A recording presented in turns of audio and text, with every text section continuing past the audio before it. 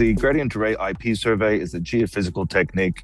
It has been critical in several major discoveries, most notable probably Tropicana.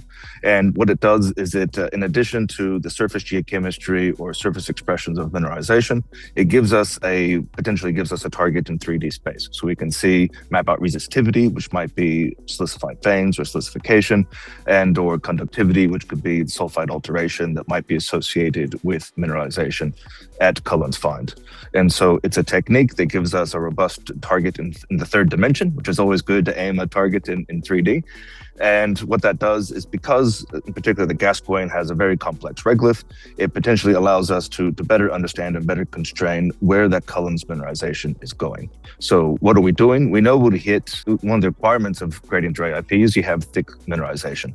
And when we hit that thick mineralization at Cullen's in that last drill program, it lit up that as a potential technique for us to use. So we're doing a trial over that. We're covering several kilometers north and south along strike. Can we light up that Cullen's mineralization? And then where does that go? And are we producing additional targets along strike? If that works, then we'll actually rapidly roll that out up and down the Minga bar structure to give us additional targets in addition to our surface geochemistry.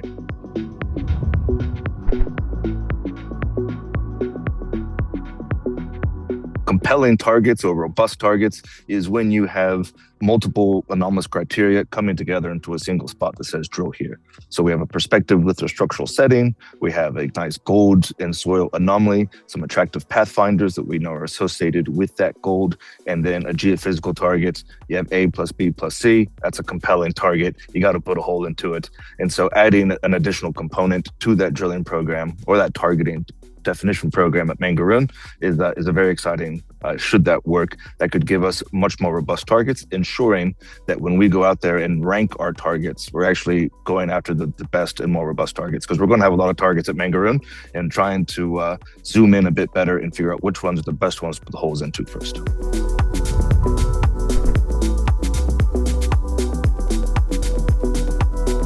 We've always, we got 5,000 square kilometers or whatever it is these days at Mangaroon. We go in big. We love greenfields exploration, lighting up these big camp scale targets. So what does that scale mean? Any one of those 7 camp scale targets could be hosting multiple major discoveries.